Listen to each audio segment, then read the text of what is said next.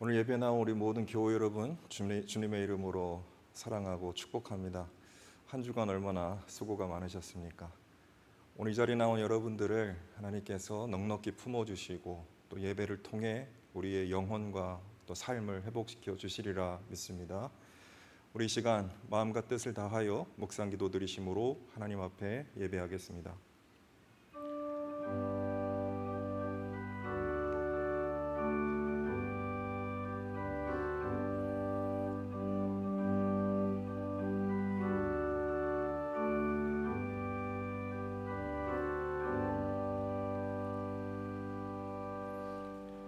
내 영혼아 주님을 찬송하여라.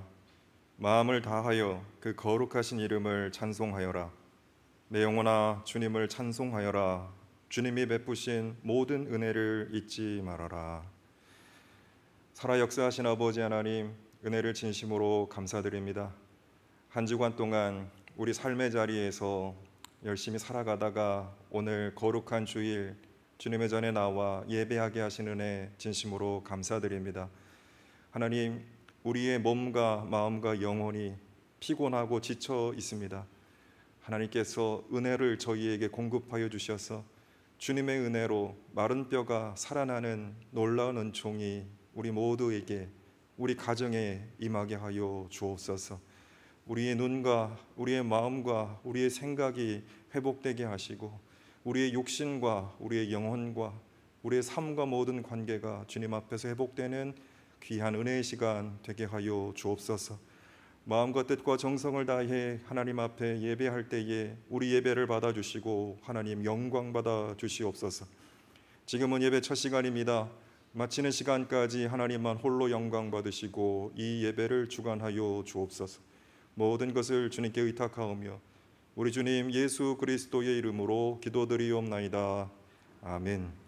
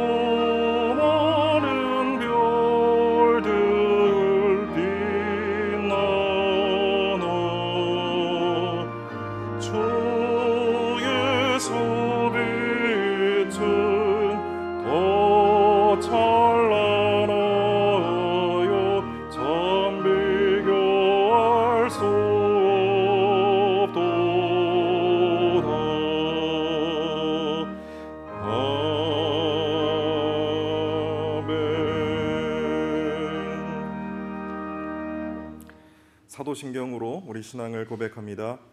나는 전능하신 아버지 하나님 천지의 창조주를 믿습니다.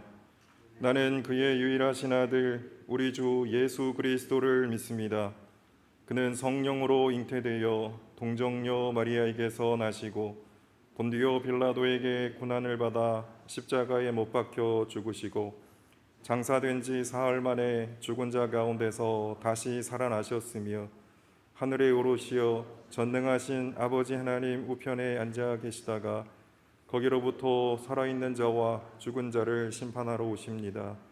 나는 성령을 믿으며 거룩한 공교회와 성도의 교제와 죄를 용서받는 것과 몸의 부활과 영생을 믿습니다. 아멘. 성시교독은 교독문 79번입니다.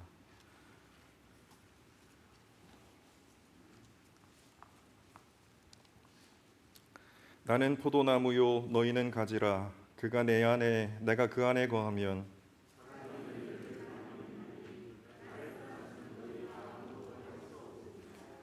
사람이 내 안에 거하지 아니하면 가지처럼 밖에 버려져 마르나니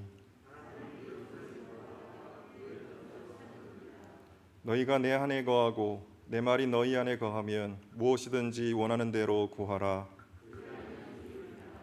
너희가 열매를 많이 맺으면 내 아버지께서 영광을 받으실 것이요 아버지께서 나를 사랑하신 것 같이 나도 너희를 사랑하였으니 내가 아버지의 계명을 지켜 그의 사랑 안에 거하는 것 같이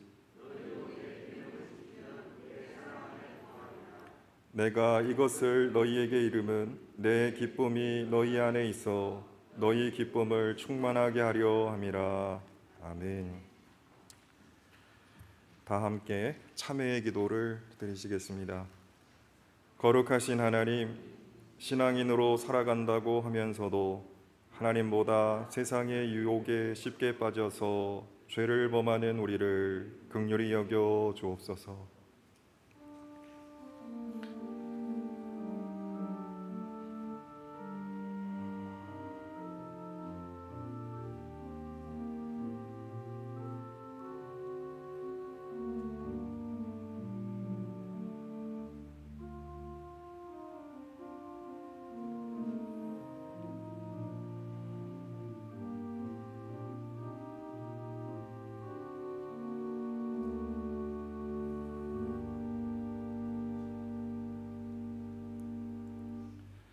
여기 우리를 위한 용서의 말씀이 있습니다.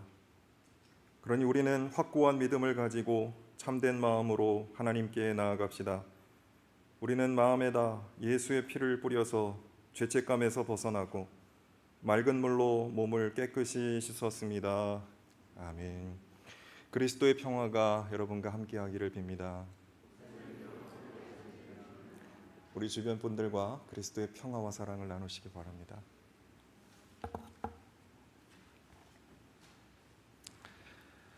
오늘 말씀을 전해주실 정덕기 목사님께 감사드립니다. 한 달 전에 귀국하셔서 휴가를 보내시고 이제 다시 출국하시게 될 우리 배성만 집사님, 정현진 목사님 아주 오랜만에 우리 한국에서 얼굴을 뵈어서 반가웠는데요. 듣기로는 거기에서도 온라인으로 함께 예배하며 신앙생활 하고 계시는 걸로 알고 있습니다. 이제 토요일 날 출국하시게 된다는데요. 우리 잘 다녀오시라고 박수로 한번 격려해 보겠습니다. 고맙습니다. 국위를 선양하고 계시는 귀한 가정입니다. 하나님 나라 확장도 귀하게 하시리라 믿습니다. 여러분 이제 보도를 들어서 아시겠지만 지금 거리두기 3단계 우리 지역에 그렇게 되어 있고 지금 코로나가 확산이 가장 심각한 상태에 놓여져 있습니다. 머지않아 우리 대전 지역도 4단계로 접어들지 않을까 그렇게 예측을 하고 있습니다. 4단계는 전면 비대면 예배이기 때문에 필수 인원만 예배를 드리게 됩니다. 만약에 그렇게 된다면 미리 광고를 해서 여러분 혼란 없도록 하겠고 어떠한 상황과 형편에서도 하나님께 드려지는 예배는 온전하게 드려질 수 있도록 그렇게 최선을 다하겠습니다. 오늘 여름성경학교가 1시 반까지 우리 예배당과 인도학술원 선교사촌에서 진행이 됩니다. 여름 성경학교라 그러면 좀 왁자지껄하고 잔치 분위기고 이래야 되는데 조금 가슴이 한편이 좀 아립니다. 미전도 종족은 이제 해외에 있는 그런 여러 선교지뿐만 아니라 우리 청소년 아이들, 대학 청년들이 바로 미전도 종족입니다. 우리 교회가 해야 될 중요한 사명 중에 하나가 하나님께서 맡겨주신 어린 생명들 예수님의 인성과 인품으로 길러내는 일입니다. 이거는 해도 되고 안 해도 되는 일이 아니라 반드시 해야 되는 일입니다. 그래서 무리가 있지만 그래도 오늘 우리 학생들 한 7명 정도 참석한다고 하는데 한 영혼이 천하보다 귀하니까 최선을 다해서 우리 아이들 잘 지도해 달라고 그렇게 격려를 했습니다. 여러분들 기도해 주시고 또 우리 교회가 이런 양육 교육 사역 또 선교의 사명 잘 감당할 수 있도록 함께 기도해 주시기를 부탁드립니다. 오늘 예배 후에 광고한 대로 재직회가 있습니다. 우리 재직 여러분 한 분도 빠짐없이 참석해 주시기 바랍니다. 오늘은 추경 안건을 다루도록 그렇게 하겠습니다. 나머지 광고는 주보를 참고해 주시기 바랍니다.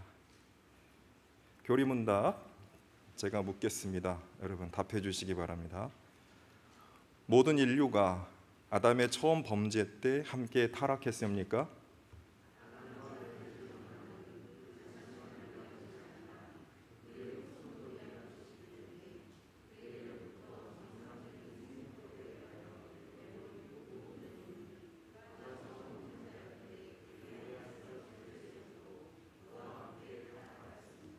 아멘. 우리 총회 교리문답입니다. 예, 교리문답 하나씩 하시면서 여러분들 교리 내용을 또 교육적으로나 또 신앙적으로 잘 정리해 나가실 수 있게 되기를 바랍니다. 찬송가 315장 찬송하시겠습니다.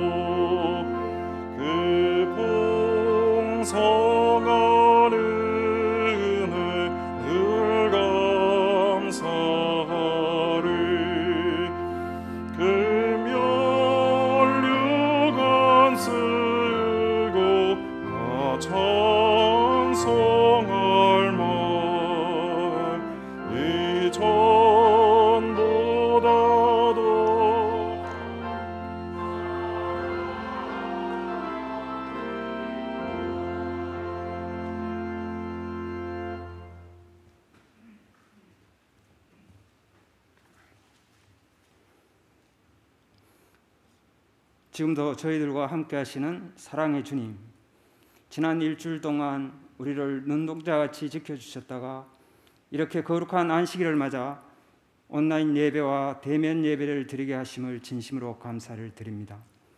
지난 일주일 동안도 바깥 세상에 살면서 주님의 말씀대로 살지 못하고 알게 지은 죄 모르게 지은 죄 이 시간 주님의 보혈로 용서하시어 정결한 마음으로 드리는 귀한 예배가 되게 하여 주시옵소서. 사랑의 주님, 전 세계가 코로나19로 인해 많은 생명이 희생되고 있고 경제적 어려움에 놓인 사람들이 많습니다. 또한 이기적인 세계 질서 속에 분쟁과 테러로 많은 귀한 생명들이 희생되고 있습니다. 이 고난의 때에 세계 위정자는 하나님을 두려워하는 정치를 하게 도와주시고 모든 기독교인들은 깨어서 기도하게 하시며 하루빨리 이 고통에서 벗어난 귀한 시간들 주님께서 허락하여 주시옵소서.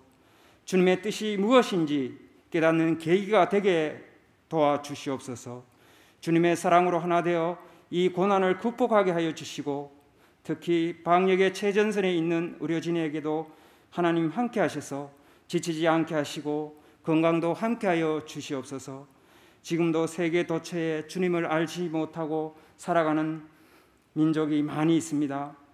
파송된 선교사님들을 통하여 주님을 만날 수 있게 도와주시고 북녘에 있는 우리 동포들에게도 하루빨리 주님의 말씀이 전해져 많은 이가 주님께 돌아오는 역사가 일어나게 하시며 그를 위해 기도하게 하시옵소서.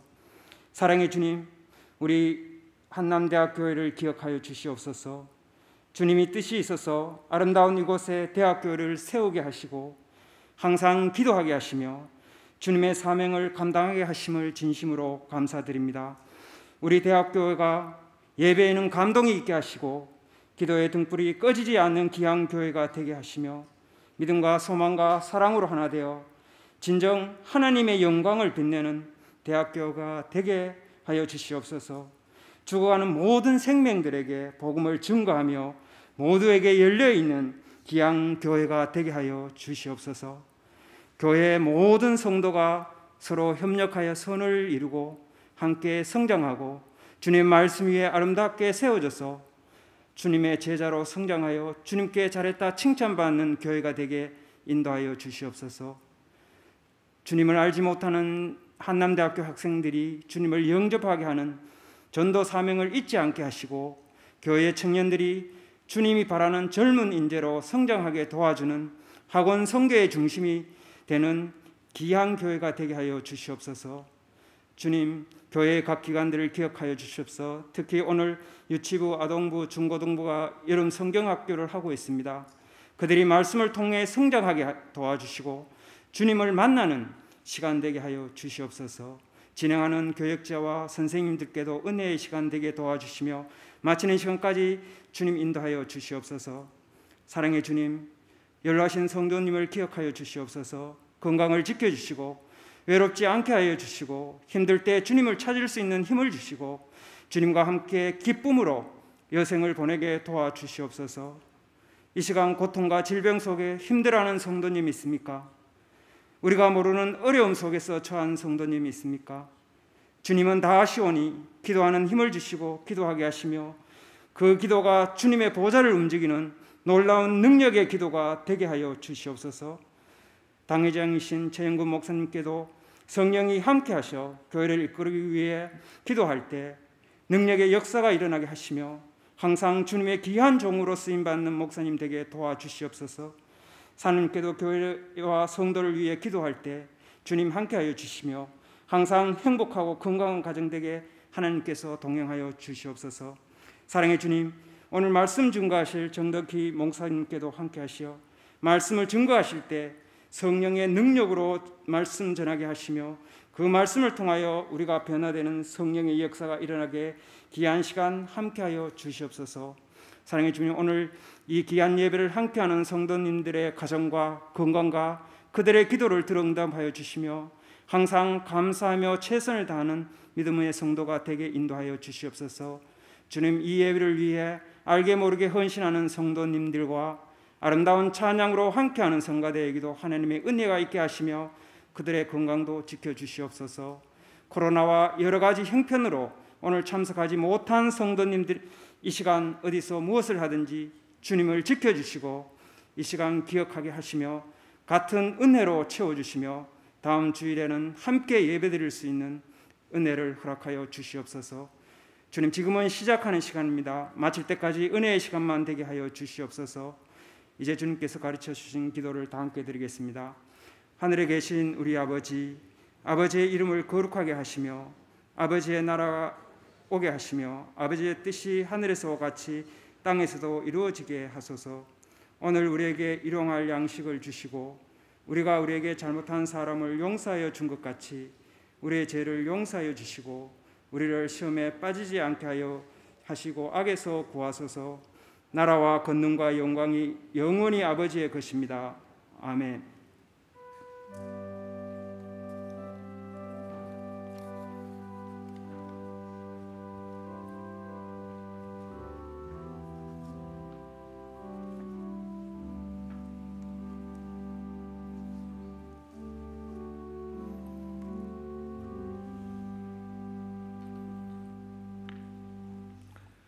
오늘 우리에게 주신 하나님 말씀은 창세기 43장 1절로 14절 말씀과 신약 누가복음 22장 42절 말씀입니다. 먼저 구약의 말씀 창세기 43장 1절로 14절 말씀을 제가 봉독하겠습니다. 제가 받들어 읽을 때에 우리 하나님의 음성을 들으실 수 있게 되기를 바랍니다. 그 땅의 기근이 더욱 심해갔다. 그들이 이집트에서 가지고 온 곡식이 다 떨어졌을 때에 아버지가 아들들에게 말하였다. 다시 가서 먹거리를 조금 더 사오너라. 유다가 아버지에게 말하였다. 그 사람이 우리에게 엄하게 경고하면서 너희가 막내 아우를 데리고 오지 않으면 다시는 나의 얼굴을 못 볼 것이다 하고 말하였습니다. 우리가 막내를 데리고 함께 가게 아버지께서 허락하여 주시면 다시 가서 아버지께서 잡수실 것을 사오겠습니다. 그러나 아버지께서 막내를 보낼 수 없다고 하시면 우리는 갈 수 없습니다. 그분이 우리에게 말하기를 너희가 막내 아우를 데리고 오지 않으면 다시는 나의 얼굴을 못 볼 것이다 하였기 때문입니다. 이스라엘이 자식들을 탓하였다. 어찌하려고 너희는 아우가 있다는 말을 그 사람에게 해서 나를 이렇게도 괴롭히느냐? 그들이 대답하였다. 그 사람은 우리와 우리 가족에 관하여서 낱낱이 캐물었습니다. 너희 아버지가 살아계시냐 하고 묻기도 하고 또 다른 형제가 더 있느냐? 그가 묻는 대로 대답하였을 뿐입니다. 그가 우리 아우를 그리로 데리고 오라고 말할 것이라고는 상상도 하지 못하였습니다.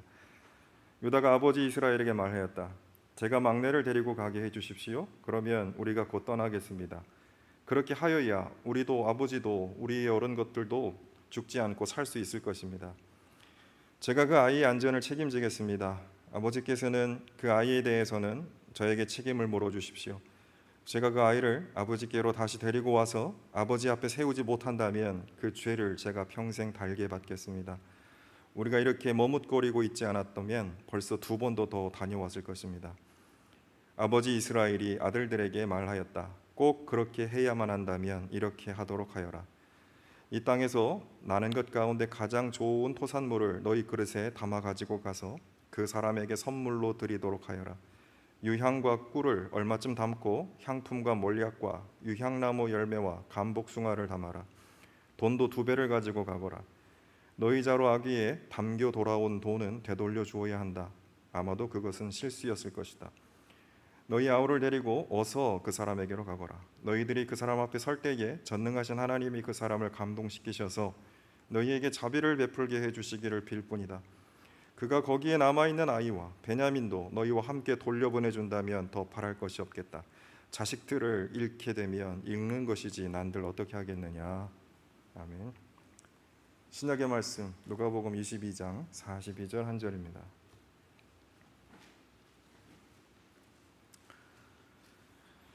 제가 받들어 읽겠습니다. 아버지, 만일 아버지의 뜻이면 내게서 이 잔을 거두어 주십시오. 그러나 내 뜻대로 되게 하지 마시고 아버지의 뜻대로 되게 하여 주십시오. 아멘. 우리 글로리아 성가대의 내 삶의 이유라는 제목의 찬양 올리시겠습니다.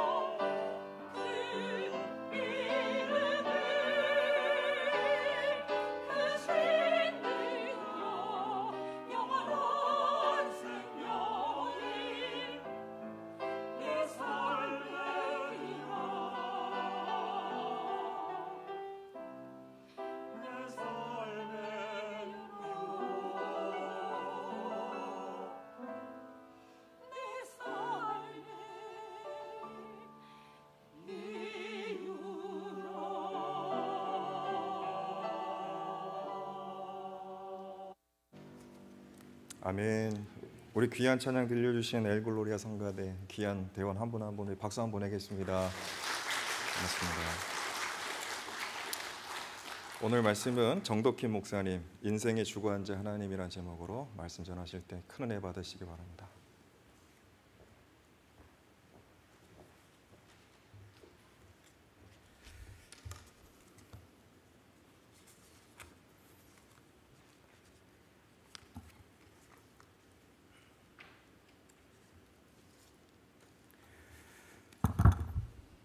오늘 본문에 보면 야곱 당시에 큰 흉년이 들었다고 나옵니다. 야곱의 집에 먹을 것이 없어서 당시 곡식을 가장 많이 저장하고 있던 애굽에 야곱이 아들들을 보냅니다. 그래서 좀 곡식을 얻어와라라고 이렇게 명합니다. 그리고 아들들은 애굽에 가서 총리를 만나는데 그렇게 만난 총리가 우리가 너무 잘 아는 요셉입니다. 물론 형들은 그 총리가 자신들의 동생 요셉이라는 사실을 전혀 눈치채지 못한 상황이었습니다. 하지만 요셉은 형들을 알아봅니다. 그럼에도 일단은 자신의 정체를 숨기죠. 그리고 나서 베냐민을 찾습니다. 요셉이 베냐민을 애타게 찾았던 이유는 같은 어머니 라헬 뱃속에서 나온 유일한 혈육이기 때문에 그렇습니다. 요셉의 입장에서 봤을 때는 베냐민 제외한 나머지 형들은 다 배다른 형제들이니까요. 그래서 제일 보고 싶었던 동생 베냐민을 찾습니다. 그런데 보이지가 않습니다. 그래서 자신의 정체를 일단 감춘 채 그 중에 한 사람 시므온을 인질로 잡고 그리고 형들을 돌려보냅니다. 그래서 다시 올 때 막내 베냐민 데려와라 라고 이렇게 명합니다. 형들은 아무런 영문도 모른 채 집으로 돌아와서 아버지에게 이 사실을 보고합니다. 이 소식 들은 야곱 매우 당황스럽습니다. 오늘 읽었던 본문이 바로 그 상황을 잘 묘사하고 있습니다. 곡식 가지러 갈 때 10명 갔었는데 올 때 9명만 들어왔습니다. 근데 야곱을 정말 당황스럽게 만들었던 것은 막내 베냐민도 데려가야 된다는 사실이었습니다. 애초에 베냐민을 위험한 땅 외굽에 보내지 않았던 이유가 있었습니다. 왜냐하면 베냐민은 야곱에게 있어서 마지막 희망과도 같은 아들이었기 때문에 그렇습니다. 야곱에게 4명의 아내가 있었죠. 그리고 12명의 아들이 있었는데 상당히 큰 대가족이었습니다. 그런데 이제 아내가 4명이다 보니까 자연스럽게 이 그룹이 만들어지겠죠. 그러니까 아이들 입장에서는 엄마 따라 가는 거죠. 레아와 레아의 아들들, 라헬과 라헬의 아들들, 여종 빌하와 빌하의 아들들 이런 식으로요. 그런데 야곱이 봤을 때 가장 사랑스러웠던 그룹은 당연히 라헬과 그의 2 아들이었었습니다. 그런데 그토록 그가 사랑했던 라헬이 일찍 죽었어요. 그러니까 베냐민을 낳다가 일찍 죽었습니다. 그래서 라헬이 2 아들을 남겨놓고 죽었는데 야곱이 상당히 마음이 아팠겠죠. 그래서 라헬에게 주었던 그 사랑을 그 라헬이 직접 낳았던 2 아들 요셉과 베냐민에게 온통 퍼부었습니다. 그런데 그렇게 사랑을 주었던 아들 중에 또 하나가 요셉이 또 죽습니다. 실제 죽은 건 아니죠. 그런데 형들이 그렇게 속였잖아요. 아버지를. 요셉이 죽었다고. 그러니까 야곱 입장에서는 라헬도 죽었고 요셉도 죽은 거예요. 그러니까 그나마 라헬이 죽고 위안이 되었던 아들들이 요셉과 베냐민이었는데 요셉도 죽어버렸죠. 그러니까 이제 남은 유일한 라헬의 혈육은 베냐민밖에 없는 것입니다. 그래서 이 야곱이 베냐민만큼은 꼭 아꼈어요. 유난히 사랑했고 집착했습니다. 그래서 애굽 땅에 곡식 얻으러 갈 때도 베냐민은 보내지 않았던 것입니다. 그런데 지금 상황이 참 어렵습니다. 어쩔 수 없이 보내야만 하는 상황이 되어버렸습니다. 그래서 깊은 고민을 하게 됩니다. 베냐민마저 있는다면 이제 모든 희망은 다 사라지는 것이니까요. 그렇다면 이 절체절명의 순간에 야곱은 과연 어떻게 반응했겠습니까? 사실 야곱이라는 그 독특한 캐릭터를 생각한다면 아마 베냐민 절대 포기하지 않았을 것 같습니다. 왜냐하면 야곱은 자신이 좋아하는 것은요 절대 포기하지 않는 사람입니다. 끝까지 움켜집니다. 장자의 축복 움켜질 때도 그랬고 사랑하는 여인 움켜질 때도 그랬고 재산 움켜질 때도 그랬습니다. 자신이 목표로 한 것은 어떻게든 반드시 움켜쥐었던 사람이 이런 야곱인데 그렇다면 이 사람은 아마도 이 상황에서 다른 건 몰라도 베냐민은 절대 안 된다라고 하지 않았을까 싶습니다. 그런데 놀랍게도 오늘 읽었던 본문 13절과 14절에 보니까 이렇게 나와 있습니다. 아우를 데리고 어서 그 사람에게로 가거라. 14절에서 이렇게 얘기합니다. 너희들이 그 사람 앞에 설 때 전능하신 하나님이 그 사람을 감동시키셔서 너희에게 자비를 베풀게 해 주시기를 빌 뿐이다. 그가 거기에 남아있는 아이와 베냐민도 너희와 함께 돌려보내준다면 더 바랄 것이 없겠다. 자식들을 잃게 되면 잃는 것이지 난들 어떻게 하겠느냐라고 14절에 끝이 납니다. 어떻게 보면 참 야곱답지는 않습니다. 특히 14절 끝부분에 보면 자식들을 잃게 되면 잃게 되는 것이지 난들 어떻게 하겠느냐, 뭔가 다 포기한 것처럼 보이기도 하고 체념한 것처럼 보이기도 하고 될 대로 되라, 이제 이렇게 보이기도 합니다. 하지만 우리가 정말 주목해야 될 표현은 14절에 나오는 전능하신 하나님이라는 표현입니다. 이 표현을 고려한다면 이거는 단순한 체념만은 아닌 것 같습니다. 오히려 자신의 모든 것을 다 내려놓고 전능하신 하나님께 의탁하는 모습을 우리는 발견할 수 있기 때문에 그렇습니다. 우리가 흔히 알고 있었던 탐욕 가득한, 그래서 무엇인가에 집착하는 그런 야곱의 모습이 아니라 자신의 모든 삶을 주관하시는 하나님의 주권을 인정하고 전능하신 하나님 앞에서 자신의 모든 것 다 내려놓고 고백하는 변화된 모습을 우리는 오늘 말씀을 통해서 발견할 수가 있습니다. 그렇다면 무엇이 야곱을 이렇게 변화시킨 것이겠습니까? 시간을 거슬러서 그의 젊은 시절을 한번 생각해 봤으면 좋겠습니다. 야곱은 이삭과 리브가의 아들이었고요, 두 아들 중 막내였습니다. 참 평범하게 살았습니다. 야곱은 유난히 복을 사모하는 사람이었습니다. 그리고 잘 살고 싶었던 사람이었던 것 같습니다. 그래서 이 장자의 복을 받으면 자신 인생의 모든 일들이 다 형통할 것이라고 기대했던 것 같습니다. 그래서 일단 팥죽 한 그릇과 그 장자의 명분을 형에게서 얻게 되죠. 그리고 수단과 방법을 가리지 않고 형과 아버지를 다 속이고 장자의 복을 받는 데까지는 성공을 합니다. 그리고 기대를 합니다. 내가 이제 장자 축복 받았으니까 나는 이제 형통한 삶을 살게 될 것이다. 그러나 장자의 축복을 받았지만 이후 그의 기대와는 정반대의 상황들이 연이어서 발생하게 됩니다. 역설적이게도요, 그가 받은 그 복 때문에 그에게 인생의 고난이 시작되었다는 것입니다. 형이 받아야 될 그 복을 가로챈 대가는 참 가혹했습니다. 그 사건 때문에 평온했던 집안이 분열됐고요, 아주 풍비박산이 났습니다. 형이 자신을 죽이려고 하고 그 살해의 위협 때문에 집을 떠나서 야곱은 그때부터 도망자 신세가 됩니다. 라반의 집에서 지내면서 늘 불안과 두려움 속에서 가득 차 있었을 것이고, 에서가 언제 보복하러 올지 모르니까요, 늘 마음속에 두려움이 가득했을 것입니다. 이때부터 야곱의 인생의 그 험난한 여정이 본격적으로 시작됩니다. 야곱이 감내해야 했던 고난은 심적 두려움뿐만은 아니었습니다. 누군가를 속였다는 것 때문에 그는 철저하게 속임을 당하는 삶을 이후 살게 됩니다. 그는 위기가 닥치면 누군가를 속이고 해결하면 된다라는 그런 얕은 생각을 했던 사람이었습니다. 물론 그렇게 해서 장자의 축복도 얻어냈겠지만, 하지만 그 결과는 매우 비참합니다. 왜냐하면 이후 계속해서 속임을 당하게 되기 때문에 그렇습니다. 라헬을 한번 생각해 보십시오. 야곱이 라헬이라는 여자가 너무 좋아서 사랑에 빠집니다. 그래서 결혼을 했는데 첫날 밤 지내고 보니까 엉뚱한 여자가 있는 것이죠. 우리가 잘 아는 얘기입니다. 레아가 있습니다. 알고 봤더니만 이 라반 집안이 아주 조직적으로 야곱을 속였던 것입니다.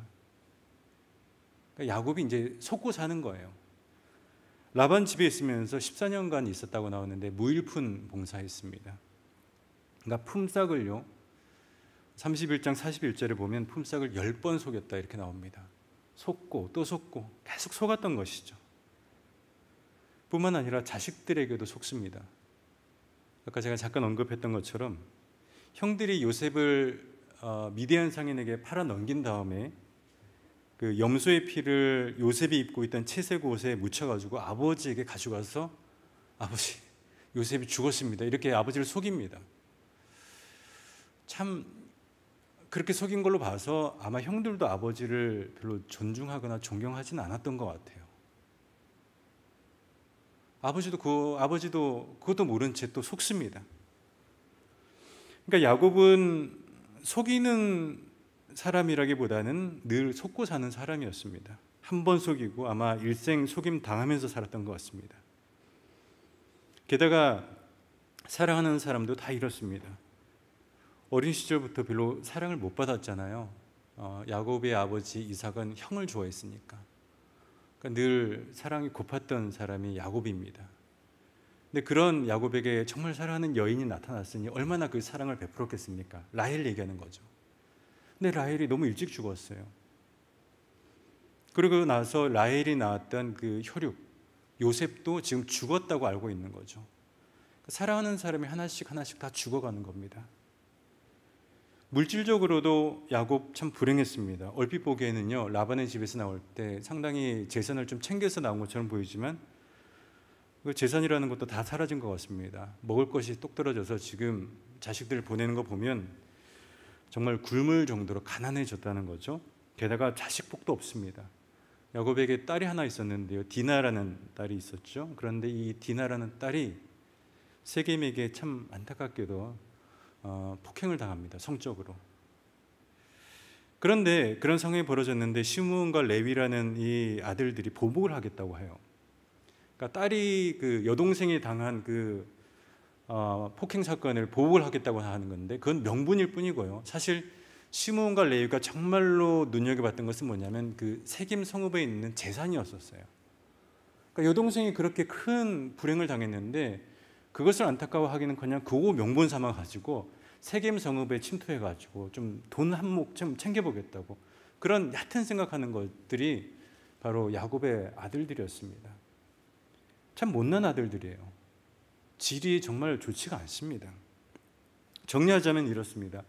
야곱이 장자 축복 받았습니다. 그런데 도망자 신세가 됐고 두려움과 불안함에 늘 휩싸여서 살았고 늘 속임당하고 사랑하는 사람들 다 죽었고요.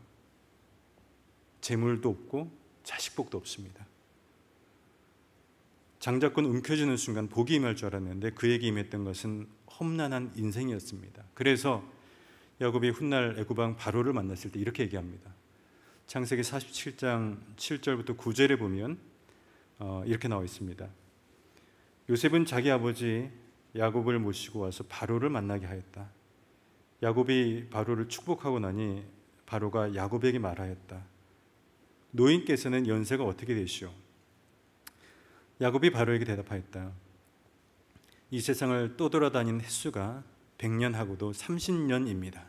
저의 조상들이 세상을 떠돌던 횟수에 비하면 제가 누린 횟수는 얼마 되지 않지만 험악한 세월을 보냈습니다. 이렇게 고백합니다. 야곱이 바로왕 만났을 때 인생을 회고해 보니까 참 자신이 험악한 세월을 살았다라는 생각이 들었던 것이죠. 야곱 정말 험한 세월 살았습니다. 복을 움켜쥐려고 했지만 시간이 흐르고 보니까 남은 것은 하나도 없었습니다. 다 잃었습니다. 여러분 여름에 바닷가 가면요 그 하얀 백사장이 있는데 그 백사장에 있는 모래를 이렇게 한 움큼 움켜쥡니다. 모래가 너무 부드러워서 이걸 꽉 움켜질수록요 이 손가락 사이로 그 모래가 쫙 빠져나가는 거 경험해 보셨죠? 움켜쥐면 질수록 그 손에 있던 그 하얀 모래는 다 빠져나가고 내 손에 남는 건 하나도 없습니다. 상처 입은 손만 남아 있습니다. 어쩌면 야곱이 그런 마음이었겠죠. 남은 건 상처 입은 마음뿐이었습니다. 그제서야 깨닫게 됩니다. 자신이 과거 장자의 축복을 받을 때 기대했던 것과는 전혀 다르게 자신의 인생이 흘러가고 있었다는 것을 깨닫게 됩니다. 요즘 고3 학생들 이런 얘기 많이 합니다. 자기가 지금 대학을 준비하고 있는데 내가 원하는 대학이 있어요. 내가 이 정말 좋은 이 명문대학교 여기만 내가 가면 내 인생은 탄탄대로다. 이런 얘기합니다. 대학생도 마찬가지죠. 내가 원하는 그 대기업이 있어요. 내가 거기에 취업만 하면, 아니면 내가 지금 고시 준비를 하고 있는데 내가 이 시험만 통과하면 세상은 내 것이다. 이렇게 호언장담합니다. 그렇게 꿈을 꾸고 열심히 준비해서 목표를 이룹니다. 그런데 막상 이루고 나니까 현실은 기대했던 대로 흘러가지 않는 경우가 참 많다라는 얘기 많이 합니다. 우리 인성의 선배들도 늘 하시는 얘기가 있죠. 인생의 로드맵을 세웠는데 살다 보니까 내가 뜻했던 대로, 내가 계획했던 대로 되지 않더라는 거예요. 야곱도 마찬가지 아니었겠습니까? 장자의 복을 받았습니다. 그런데 자기 인생이 기대했던 대로 되는 것이 아니었다라고 고백합니다. 그때 야곱은 어렴풋이 하나의 진리를 깨닫게 됩니다. 내 인생을 컨트롤하는 것은 내가 아니라 내 등 뒤에서 나를 인도하시는 하나님이었다라는 사실을 온전히 깨닫게 됩니다. 야곱은 그동안 눈앞에 있는 타겟만 보면서 살아왔습니다. 눈앞에 타겟이 딱 설정되면요, 어떻게든 그것을 움켜쥐려고 무조건 앞만 보면서 달려가는 것이었습니다. 상당히 목표 지향적인 삶을 살았습니다. 정말 아둥바둥거리면서 악착같이 살았습니다.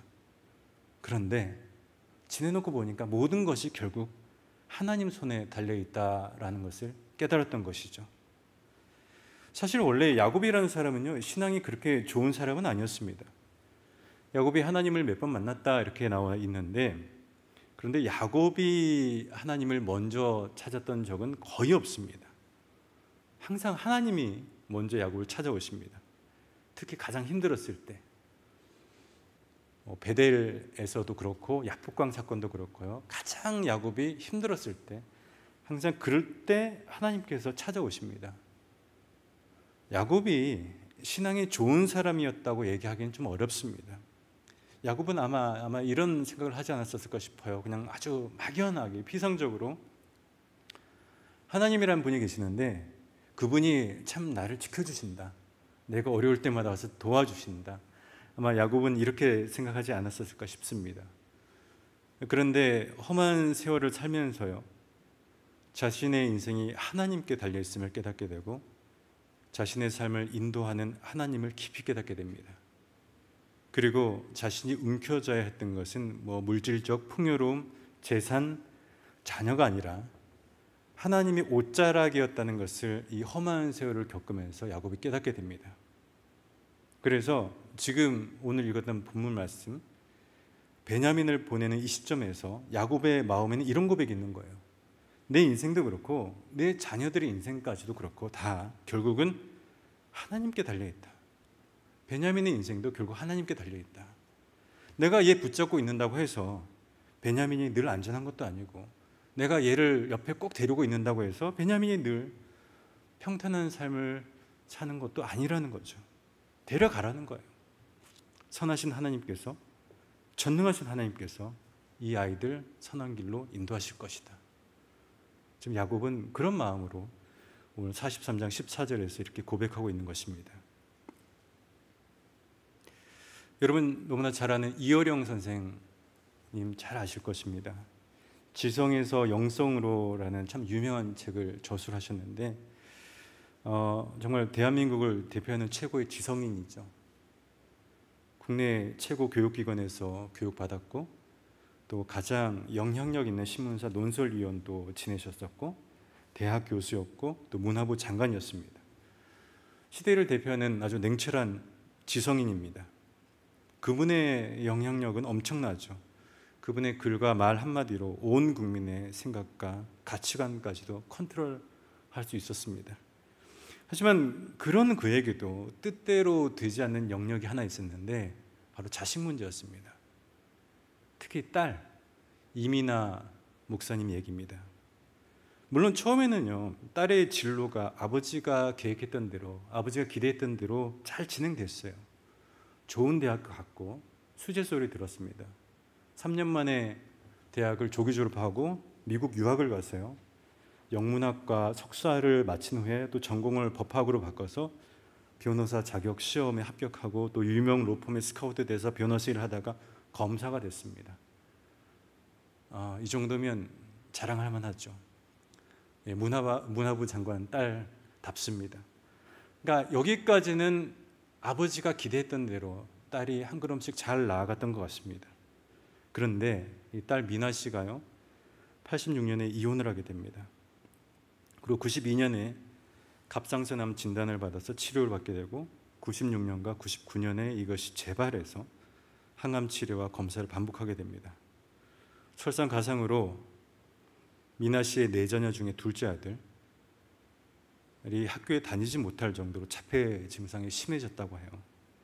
그러니까 딸에게 연속적으로 이 닥치는 시련 앞에서 아버지로서 아무것도 할 수 없었던 그는 나약한 인간의 한계를 깊이 절감했다고 합니다. 딸에게 일어난 불행은 여기서 그치지 않았습니다. 2006년에 딸에게 갑작스러운 실명 위기가 찾아옵니다. 망막이 분리되어서 곧 실명하게 될 것이라는 딸의 소식을 듣고 그는 난생 처음으로 하나님 앞에 무릎을 꿇고 간절한 기도를 드렸다고 합니다. 딸과 함께 간 작고 초라한 교회에서 그는 자신도 모르게 땅바닥에 엎드려 기도를 올렸다라고 이렇게 고백합니다. 철저한 무신론자였습니다. 이어령 선생, 원래는 기독교인들과 논쟁을 해서 오히려 기독교인들을 논리적으로 자신 앞에 무릎 꿇게 만들었던 무신론자였습니다. 그랬던 그가 기도를 합니다. 아버지 입장에서 딸을 위해서라면 뭔들 못하겠습니까? 그때 했던 기도 내용이 이렇습니다. 하나님이 만드신 이 아름다운 세상을 보는 기적을 당신의 딸 미나에게서 거둬가지 마십시오. 제게 글을 쓰는 것과 말하는 천한 능력이 있으니 미나가 앞을 보게 해주신다면 그 능력을 당신께서 이루고자 하는 일에 쓰실 수 있도록 바치겠습니다. 이렇게 믿지도 않는 낯선 하나님에게 약속을 합니다. 그때까지만 해도 이혜령 선생 신앙이 있었던 건 아니에요. 다만 딸이 믿는 그 신에게 자기가 기도했다라고 이렇게 고백합니다. 이후 딸은 치료를 받기 위해서 귀국을 했는데 병원에서 검사를 하는데요, 놀랍게도 기적적으로 눈에는 아무 이상이 없다는 진단을 받게 됩니다. 너무 감격해서 약속대로 세례를 받게 됩니다. 이제 무릎을 꿇었던 거죠. 하나님 앞에서 무릎을 꿇게 됩니다. 그러나 이혜령 선생의 세례를 받은 지 겨우 3개월이 지났을 무렵 그의 큰 외손자가 25세의 꽃 같은 나이에 죽습니다. 그리고 아버지를 변화시켰던 딸 이미나 씨도 2012년에 하나님의 부르심을 받습니다. 자식을 먼저 보낸 아버지는 깊은 슬픔에 빠집니다. 하지만 이 모든 과정들 속에서 그는 하나님을 온전히 인식하게 되고 하나님께 더욱더 가까이 나아가게 됐습니다. 그분이 쓴 책 제목 지성에서 영성으로라는 책, 많이들 아마 읽어보셨을 텐데, 지성을 추구했던 삶에서 영성을 추구했던 삶으로 변화를 의미합니다. 그를 변화시켰던 것은요, 탁월한 사상도 아니었고 탁월한 철학도 아니었습니다. 그를 변화시켰던 것은 교회 지도자의 권면도 아니었고 설교 메시지도 아니었고 신앙 훈련도 아니었습니다. 그를 변화시켰던 것은 자신의 힘으로는 도저히 어떻게 할 수 없었던 딸 문제였습니다.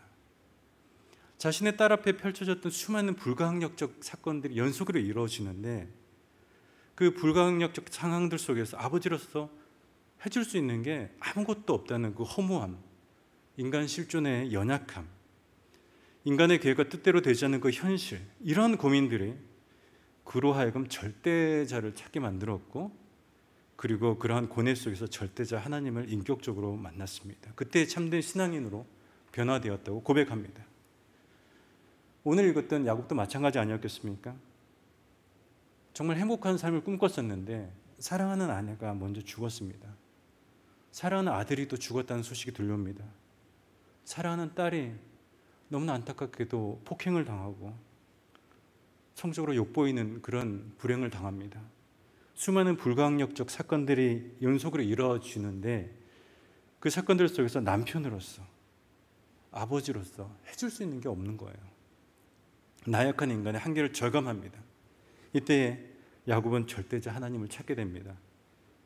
우리 인생의 주관자는 나 자신이 아니라 하나님이라는 것을 깨닫게 되면서 야곱은 하나님을 붙잡게 됩니다.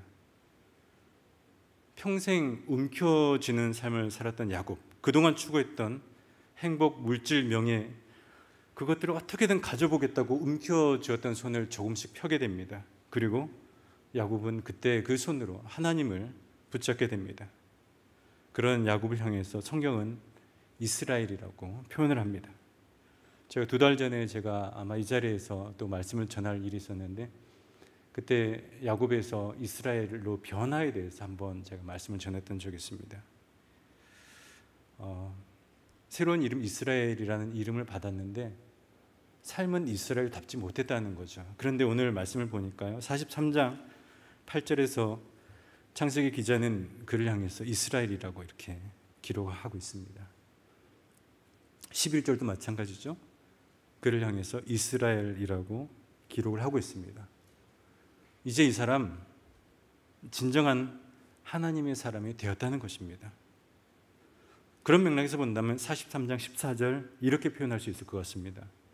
우리 인생의 모든 것 다 하나님의 손에 달려있다. 지금 애굽의 인질로 잡혀있는 시므온도 그렇고, 그리고 애굽으로 지금 가야만 하는 베냐민의 인생도 결국 다 하나님께 달려있는 것이다. 하지만 그 하나님은 선하신 하나님이시고 전능하신 하나님이시다. 그 하나님께서 모든 일을 선한 길로 인도하실 것이다. 그와 같은 믿음의 고백이 오늘 우리가 읽었던 43장 14절 가운데 담겨져 있는 것입니다. 야곱의 이야기를 계속해서 읽다 보니까요, 창세기 48장에 참 너무나 인상적인 한 구절이 나옵니다. 창세기 48장 15절에서 16절에 보면요, 야곱이 마지막 임종을 앞두고 자녀에게 하는 축복의 기도문이 나옵니다. 제가 이 구절 중에서 48장 15절과 16절 말씀을 표준세 번역으로 제가 한번 읽어보겠습니다. 나의 할아버지 아브라함과 아버지 이삭을 보살펴 주신 하나님, 내가 태어난 날로부터 오늘에 이르기까지 나의 목자가 되어주신 하나님, 온갖 어려움에서 나를 건져주신 천사께서 이 아이들에게 복을 내려주시길 빕니다. 나의 이름과 할아버지의 이름 아브라함과 아버지의 이름 이삭이 이 아이들에게서 살아있게 하여 주시길 빕니다. 이 아이들의 자손이 이 땅에서 크게 불어나게 하여 주시기를 빕니다. 이렇게 기도합니다. 특별히 이 15절에 나오는 이 구절이 참으로 제 마음을 많이 울렸습니다.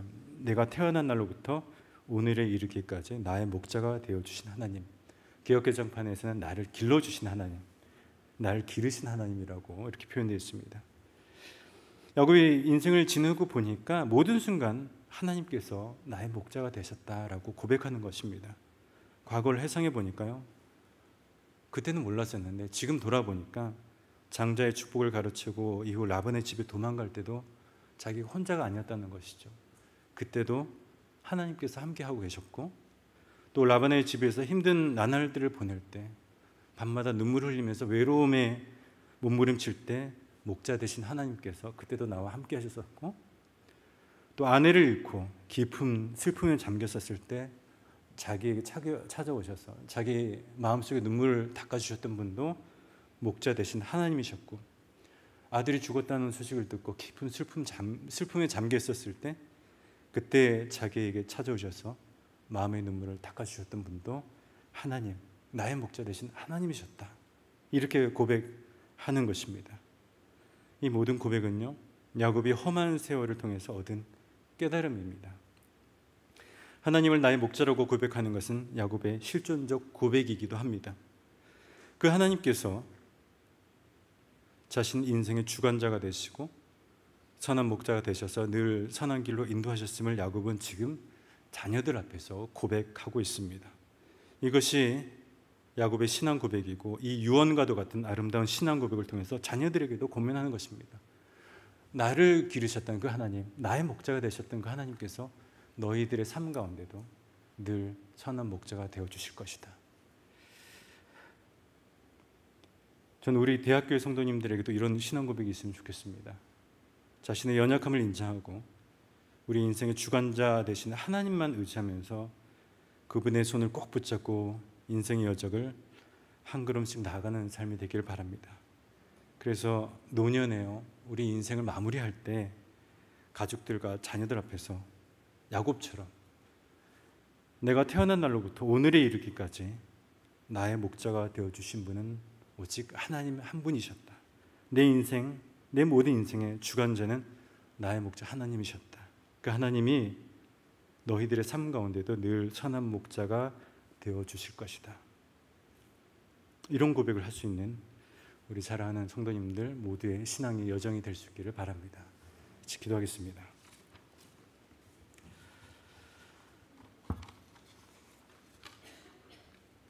사랑과 은혜가 충만하신 하나님 아버지, 오늘 우리에게 귀한 말씀 허락하심에 감사를 드립니다. 야곱의 이 고백처럼 우리 인생의 주관자 되시는 하나님만 꼭 의지하고 하나님 손 꼭 붙잡고 한 걸음씩 한 걸음씩 신앙의 여정을 나아가는 우리 모두의 삶이 되게 하여 주옵소서. 우리 인생이 마무리되어질 때 야곱처럼 이렇게 귀한 고백, 나의 인생 가운데서 선한 목자 되신 하나님을 찬양하면서 그 하나님을 자녀들에게, 후손들에게 전할 수 있는 그런 믿음의 아버지요 어머니가 될 수 있게 주여 인도하여 주옵소서. 우리 구주 예수 그리스도 이름 받들어 기도하옵나이다.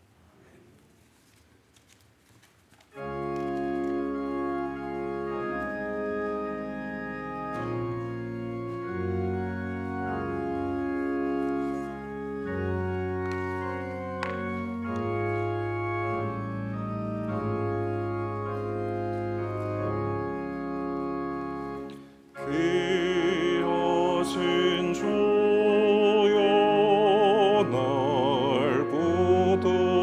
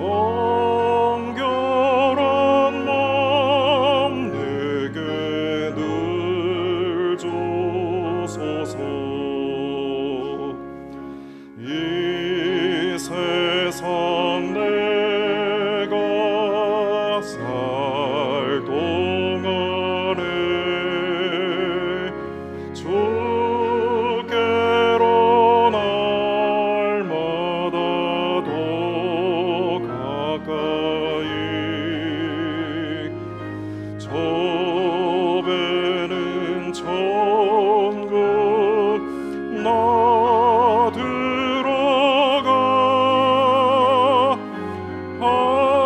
한없는 복락을 다 얻도록 풍성한 은혜를 주옵소서.